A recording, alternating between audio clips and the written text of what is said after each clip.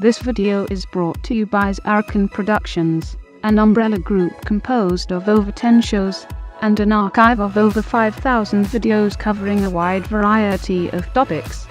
Please go to zarrakan.com for a complete listing of video links, social media feeds, and opportunities to support our content. Thank you for your time, and may I present another Zarrakan production.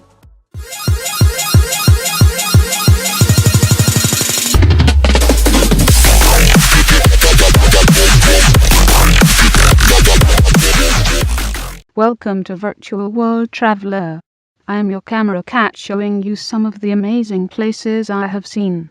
This is a video I made about the Haze by Silas, Merlin, Ballyhoo, and Cybele at Second Life. After a few months of inactivity from CK's part, it took an offer she could not refuse, from none other than Silas Merlin, to get her creative juices flowing again. He suggested she use his new builds and sketches to form a story. Darker than anything they have done before, the story turned into a nightmare. A nightmare for Elle, the main character who you may know from the previous stories and installations, A Watercolor Wonder, and The Forest Beyond. Using Silas's new digital sketches and the ruins and creatures he has created, a world started to form. Slowly, the scenes that would play part in the little girl's nightmare came to life. Dream trees were added to show the inspirational sketches. And, in the way that makes a co-production so amazing, the story led to new builds, characters, sketches, and paintings to be created by Silas and CK. And to top it all off, the lovely Cybele offered to record the story, which is why you can hear her whispers all over the sim. There are little round story signs that will hand out the chapters, and you can hear the chapter when you are closer to it.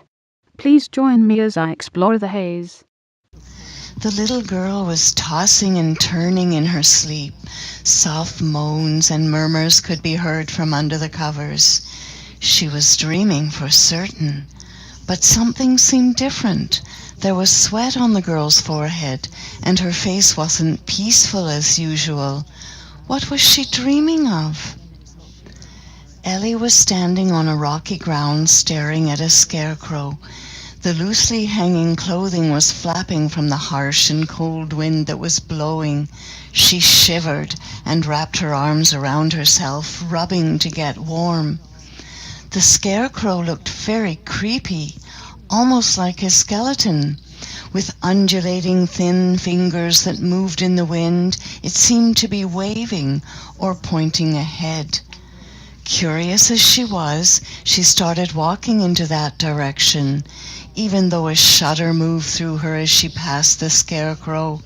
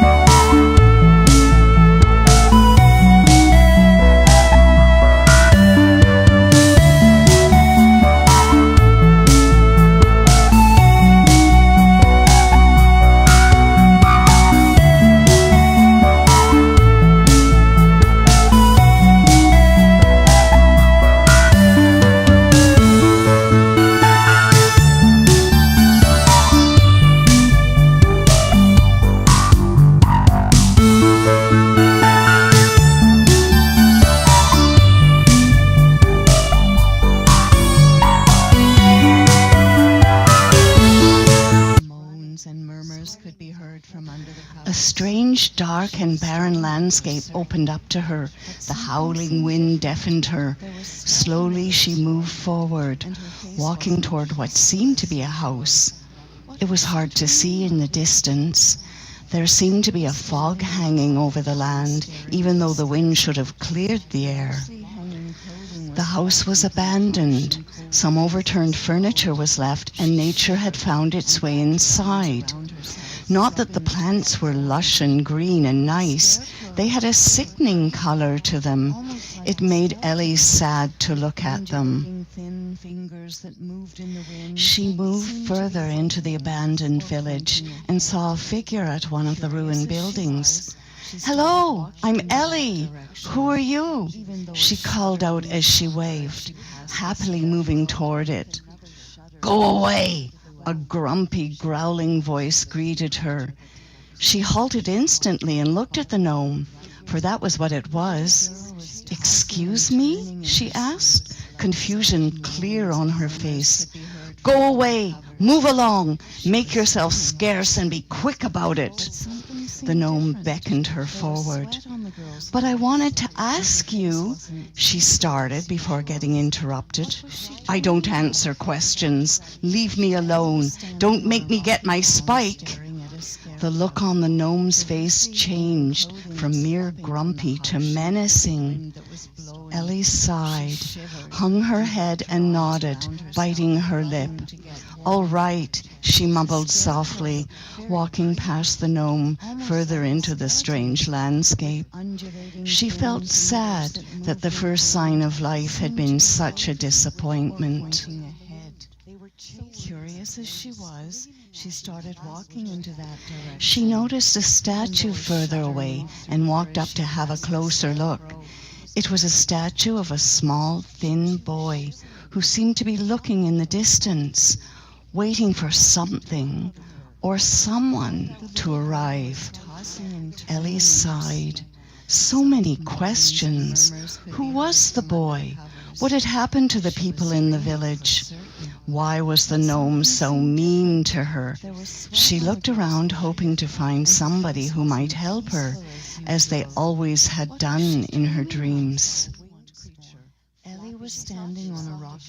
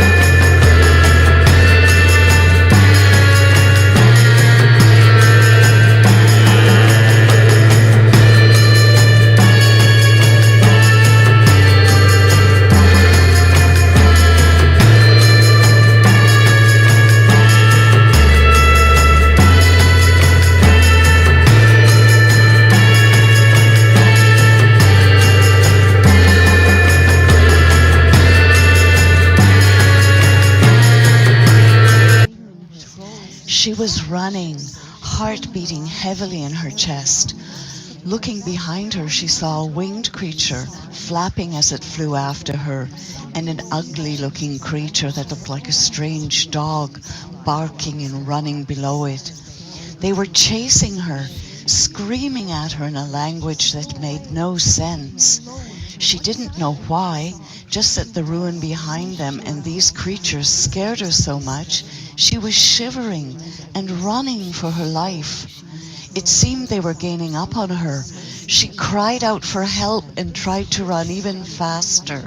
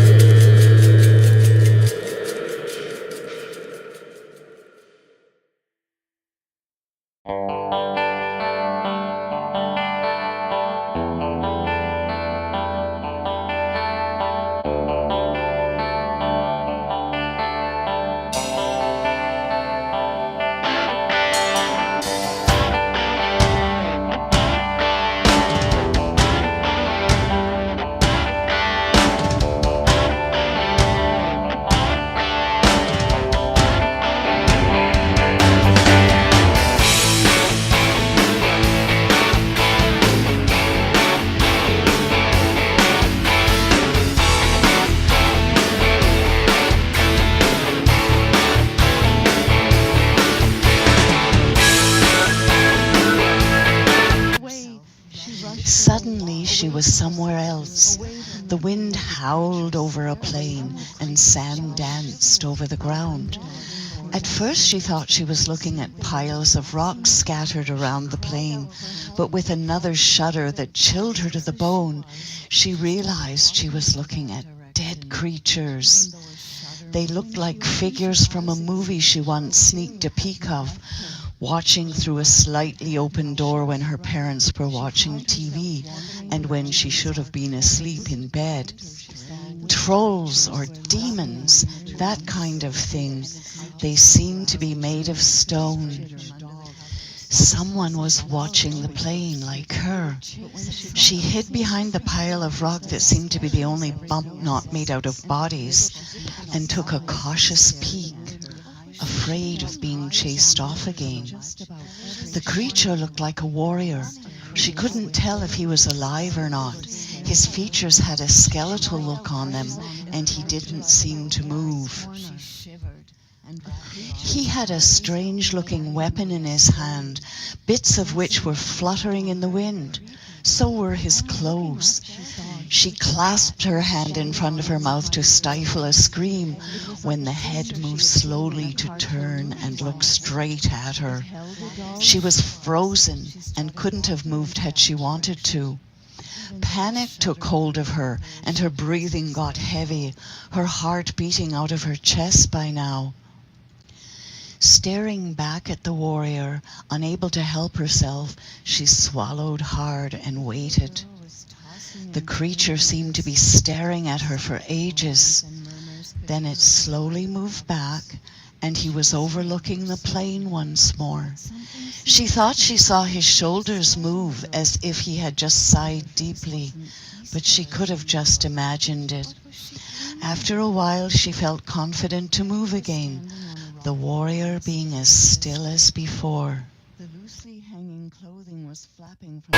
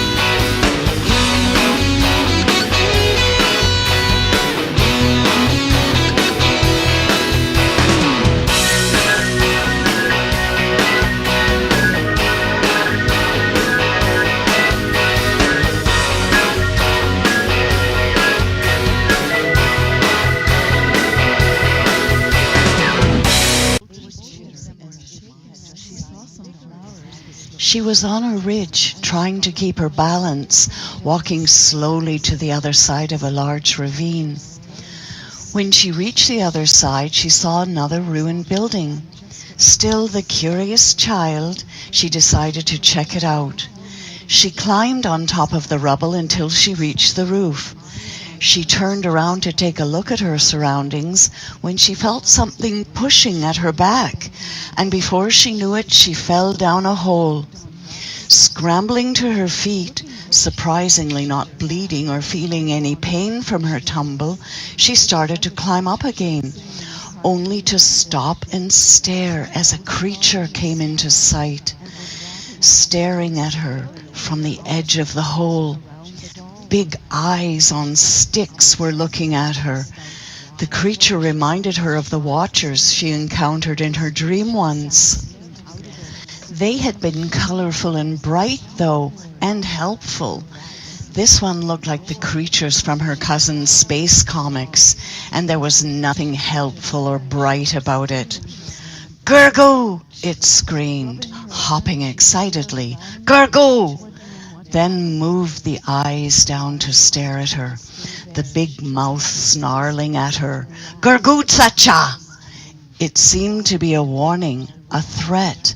It sat down, eyes on her. She was trapped.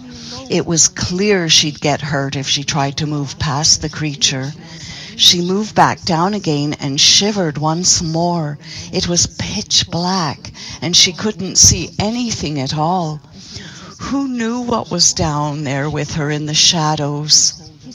Fighting back the tears which she felt welling up, she sat down, as close to the light as she could, hugging her knees. She had never felt so afraid and alone before.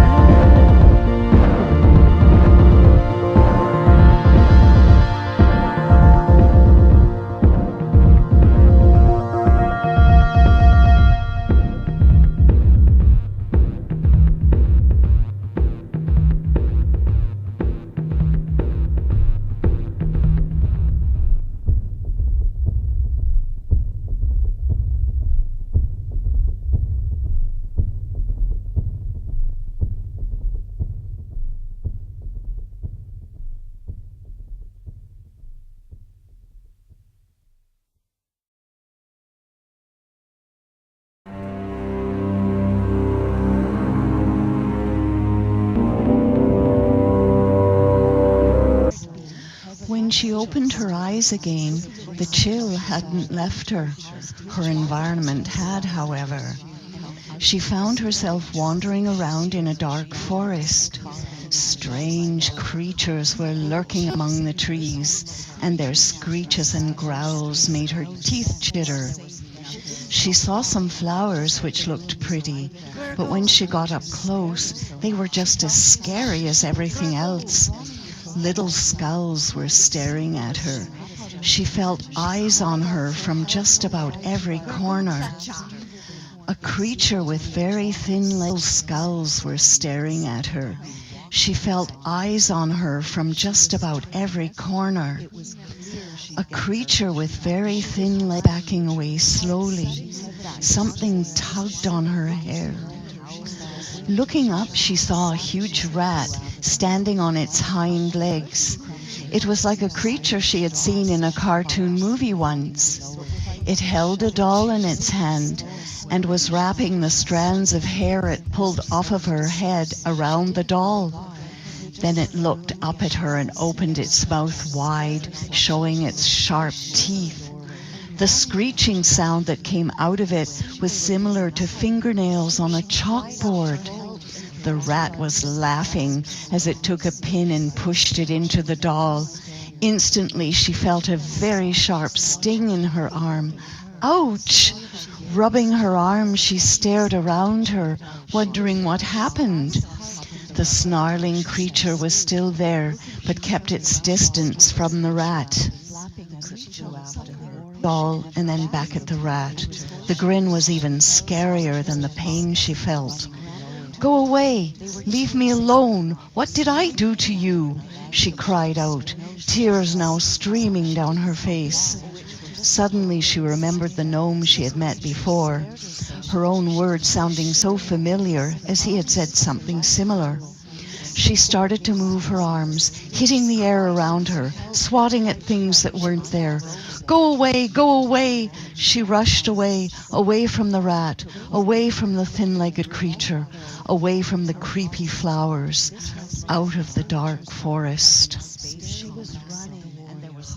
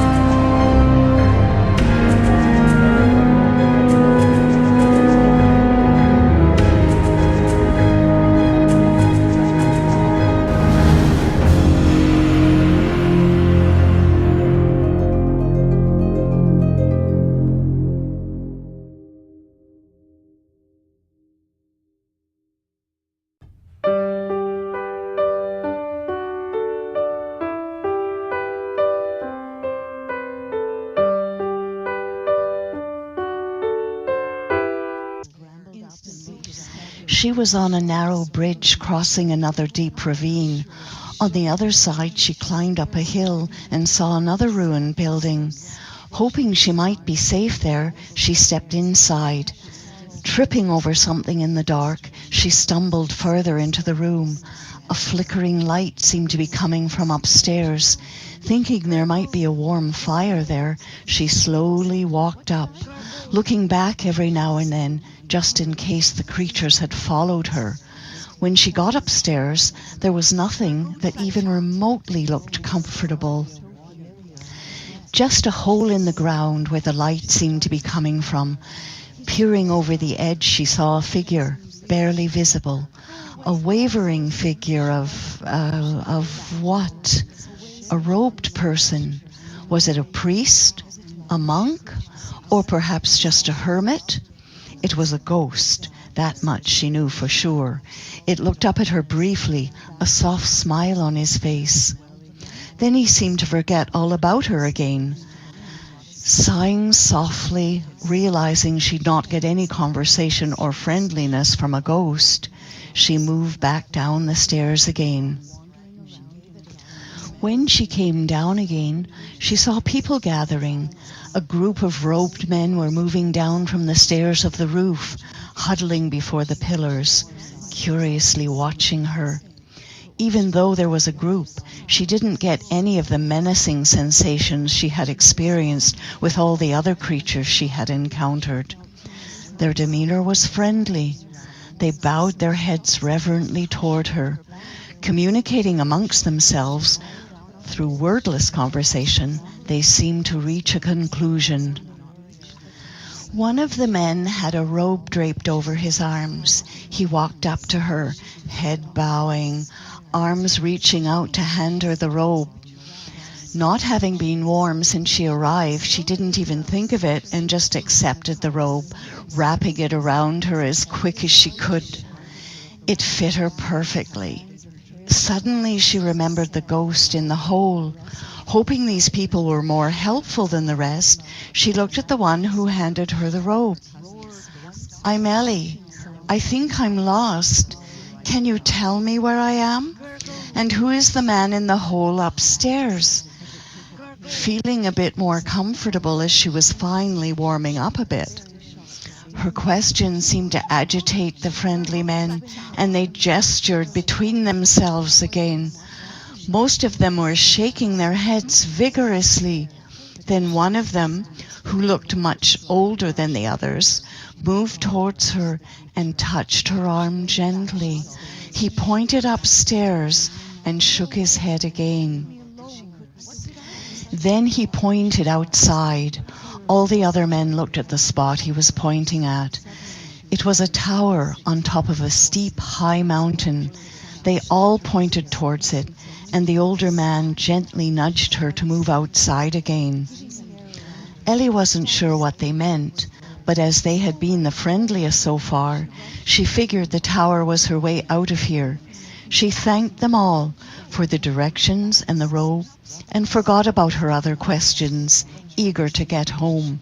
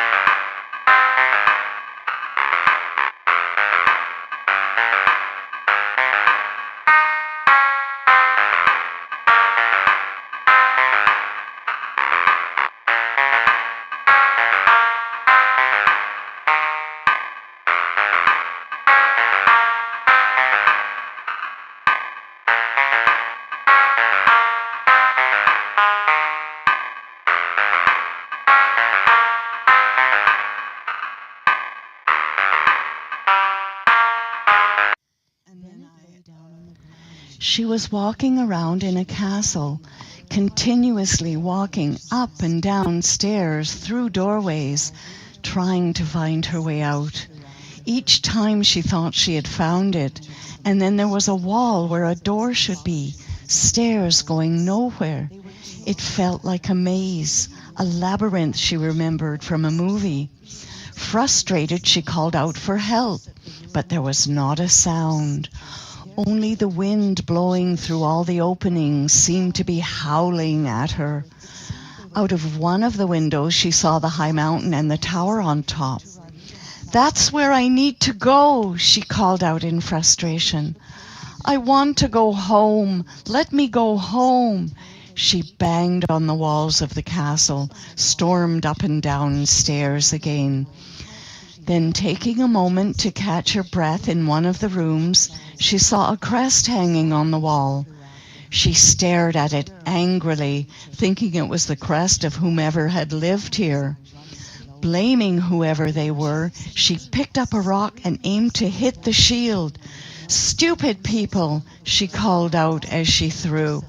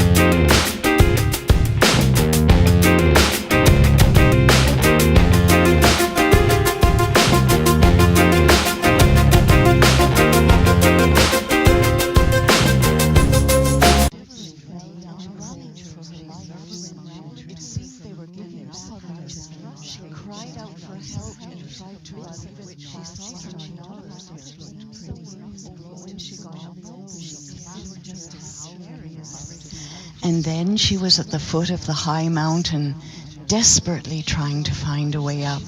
There was no path, no ladders, nothing. And when she tried to climb up the rocks, she had to stop after a few meters. It was just too steep. She'd fall down. Feeling defeated, she sat down and started crying. After all this time, she found the mountain, and now she couldn't get to the tower anyway. Would this nightmare never end? Swoosh, swoosh! Something was flying over her head. Heavy wings were moving air. She could feel it. She looked up with teary eyes, seeing some creature moving above her. She blinked a few times to clear her view, and then clasped her hand in front of her mouth to stop another scream from escaping.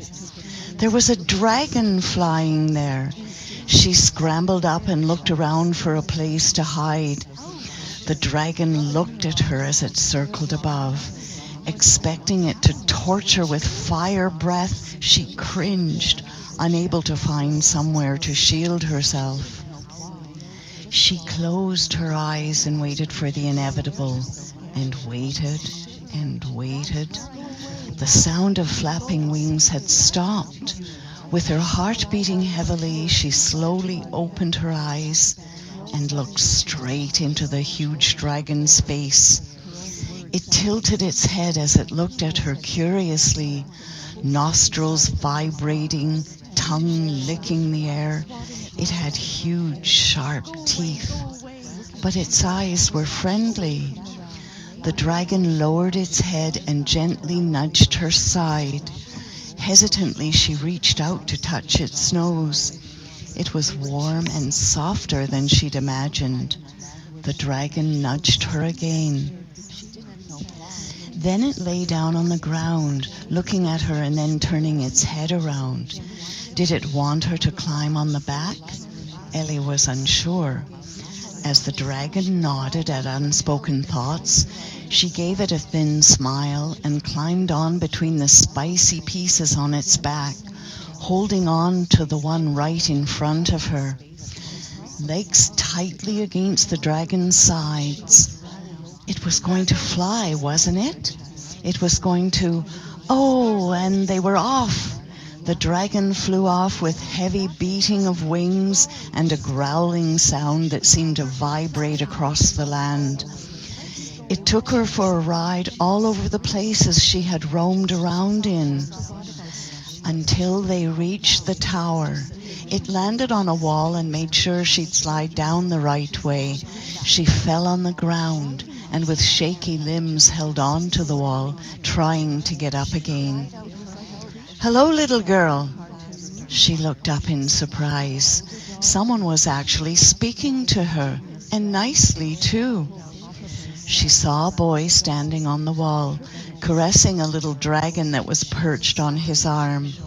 The dragon who had taken her up roared once more and then flew higher up the tower and perched on a ledge, watching them and the lands all around. "Hello," she stammered, still in shock of the whole situation. "I'm Ellie. Who are you?" she asked. The boy smiled. "Why, I'm the dragon keeper, of course. Pray tell me, how did you manage to get Petey to fly you up here?" Pointing at the dragon above. "She usually ignores all creatures unless they're a threat." Ellie shrugged. "I don't know. She found me trying to climb the mountain and took me on her back." The dragon keeper pondered. "I suppose you could have found the chalice then. Did you find and touch it?" Tilting his head as he looked at her again. Ellie frowned as she thought hard. She didn't remember touching any chalice. "I don't know. I don't think so." The boy looked surprised. Oh, that is strange then, because touching the chalice will make Petey come look for you straight away. And if she deems you dangerous, you'd have been ashes by now. He laughed loudly at the shocked look on Ellie's face. No worries. You are safe, little girl. Petey likes you. The dragon roared in agreement from above. Ellie glanced up and then back at the boy. What is this place? I don't think I've seen it before. The keeper grinned. Oh, but you have. Last time you were here you couldn't walk yet though, so you probably have forgotten. He waved at the land stretching out in front of them. This is the Haze, little Ellie. This is where you go to when your dreams are strange, scary, and confusing. Ellie shivered. It has been scary a lot. There are not many nice people here. She stared down, not really seeing anything because the fog was still heavy. The dragon keeper laughed again. Yes, well, they are not supposed to be nice. Though you would never really get hurt, not physically at least. He stroked the little dragon's back again, which growled softly at the touch, almost like a purring cat. Ellie watched it for a moment before answering. I don't really like it here, even though you seem nice and your dragons too. For quite some time. Oh, the dragon keeper nodded. They are the keepers of the chalice. If they helped you, you did find it. Not many people that come through here find the chalice and are granted the right passageway out. Ellie's face brightened, and she looked at him with hope in her eyes. Does this mean I get to go home now? He nodded. Yes, once you are at the tower, you will find the way back home in fairly calm weather. He looked down towards the plains in the west. Not everyone is that lucky. Ellie wondered what he meant or whom he was talking about. Then she remembered about the statue of the boy. The statue in the village, that boy, is that you? The dragon keeper looked surprised for a moment. Oh, you mean Ralph? No, that is not me. That poor soul roamed these lands for ages before he found his way out. He smiled reassuringly to her. All right, let's get you back home, shall we? And he reached out to touch her arm.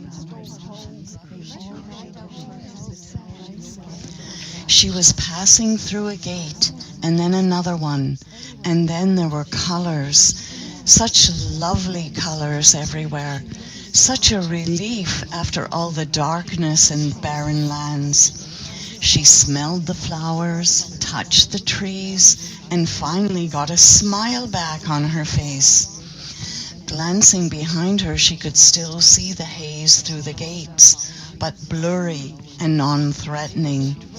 A memory in the making.